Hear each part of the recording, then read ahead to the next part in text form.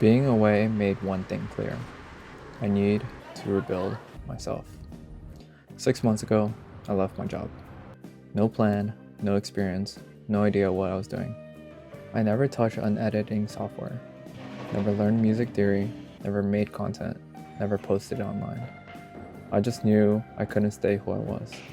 As a software engineer, I became the laziest version of myself. Brain rotting, coasting, comfortable. Just a worker, no decisions, no drive. This, content, music, building, it gave me something back. The part of me that used to push, the one who made his own decisions, the one I'd forgotten. Being your own boss, your own support, figuring it all out, is heavier than I expected, but it's the only way I'm finding myself again. I'm not where I want to be yet, but I'm not who I was 6 months ago either. So I'm giving myself 7 months to prove I can build something I don't want to escape from, to prove I can become who I actually want to be.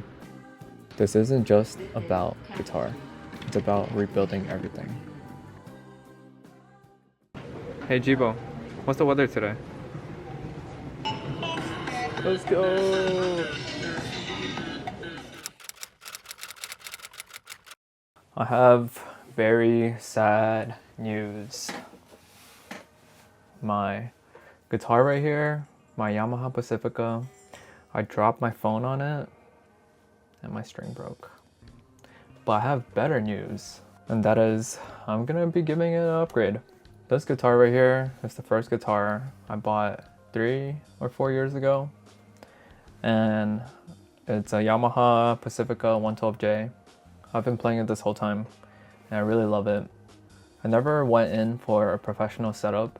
A few weeks ago, the high E and B string were having some fret buzz, so for the first time I took my screwdriver and some Allen wrenches and tried adjusting, what's this thing called?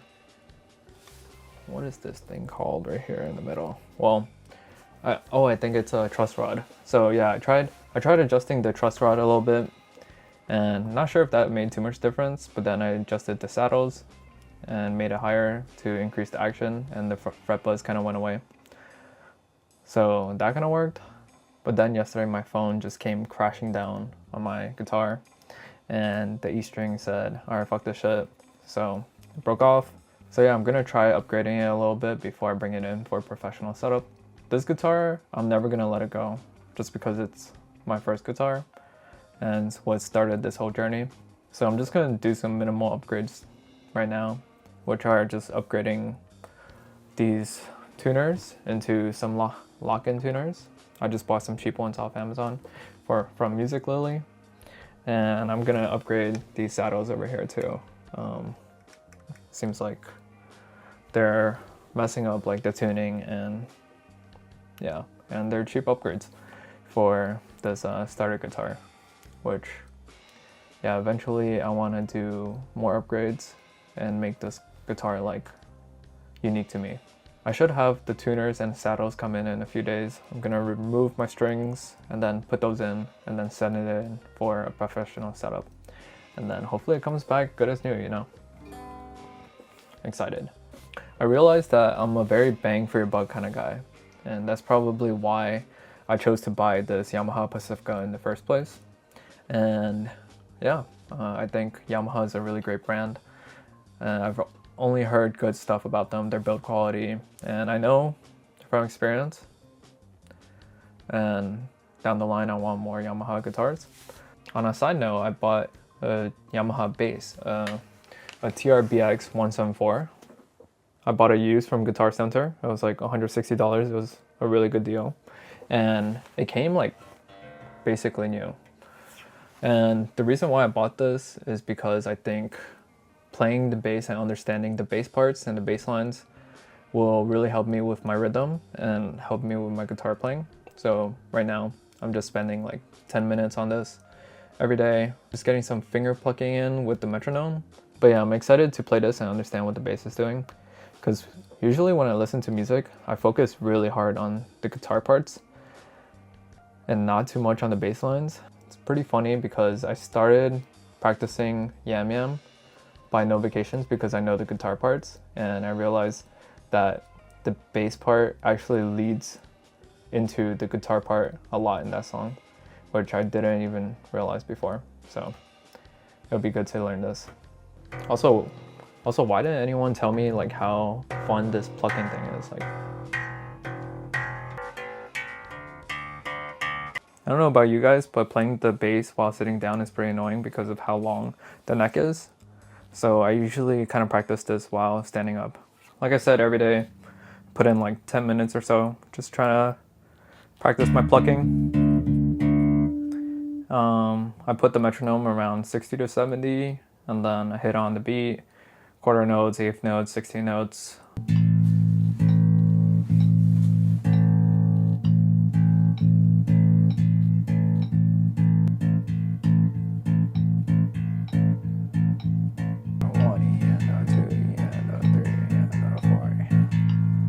Okay, after I warm up with the metronome, then I'll practice some yam yam. I started off with 50% speed, and I feel like I could kind of do like 90% now. But yeah, let me just show you a little bit.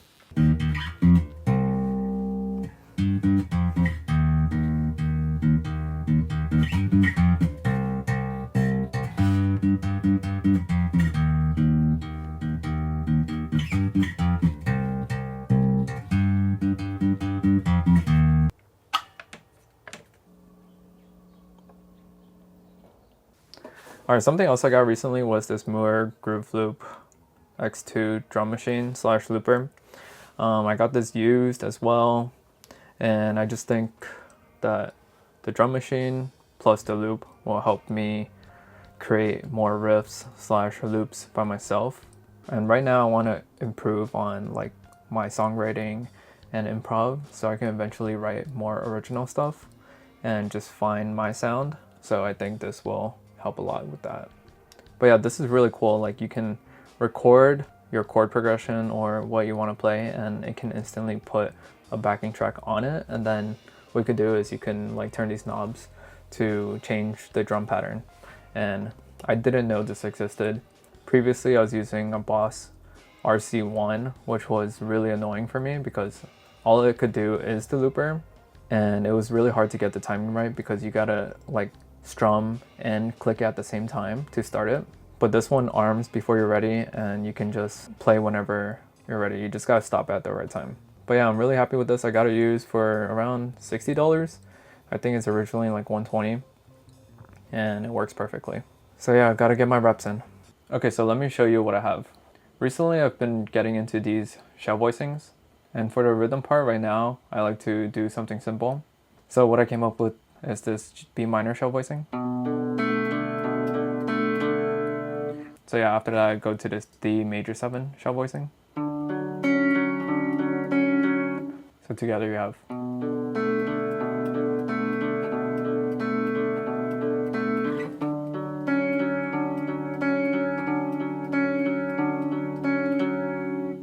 So I put it in the groove loop and then chose a drum pattern on top of it. And then now let's see what I can improvise on top of it.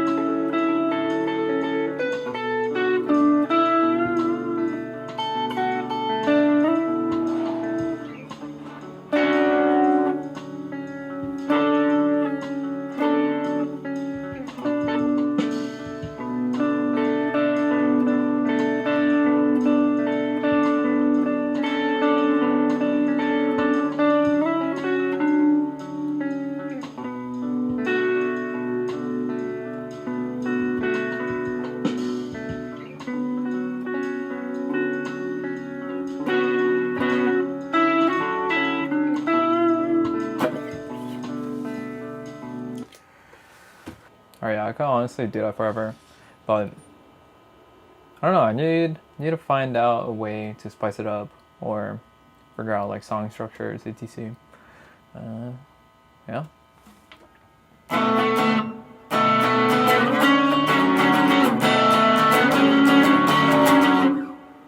Kind of like just being a little random sometimes, like.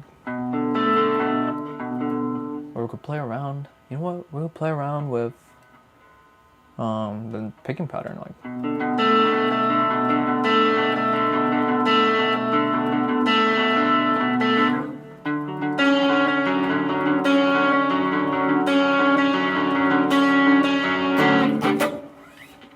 Yep.